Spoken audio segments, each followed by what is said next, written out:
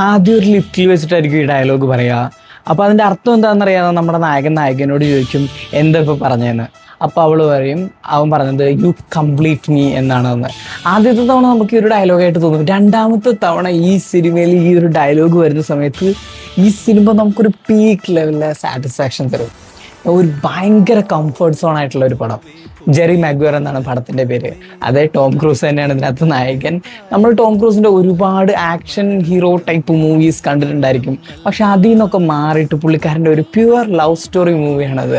ഇതിനകത്ത് എങ്ങനെയാണ് കഥ വരുന്നതെന്ന് വെച്ച് കഴിഞ്ഞാൽ ഭയങ്കര പീക്കിൽ കരിയറിൽ നല്ല സക്സസ്ഫുൾ ആയിട്ട് നിൽക്കുന്ന ഒരു ഏജൻറ്റ് എന്ന് വെച്ച് കഴിഞ്ഞാൽ ഈ അത്ലറ്റ്സിൻ്റെ ഒക്കെ ഡീൽസ് സെറ്റ് ചെയ്ത് കൊടുക്കുന്ന ഏജൻറ്റ്. അപ്പോൾ പുള്ളിക്കാരൻ ഒരു ദിവസം പുള്ളിക്കാരൻ്റെ ഒരു അത്ലറ്റിന് ഭയങ്കര ആക്സിഡൻറ്റ് പറ്റുന്ന സമയത്ത് അവിടെ നല്ല കൂളായിട്ട് സംസാരിച്ചിറങ്ങും.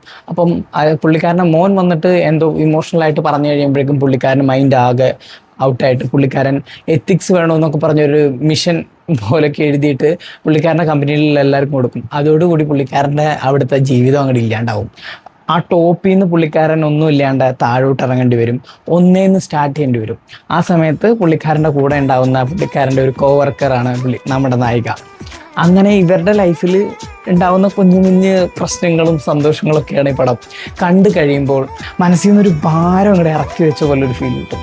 അപ്പോൾ കണ്ടു നോക്കുക. ജെറി മാഗ്വയർ എന്നാണ് പടത്തിൻ്റെ പേര്. ലിങ്ക് ഞാൻ ബയോയിൽ കൊടുത്തേക്കാം.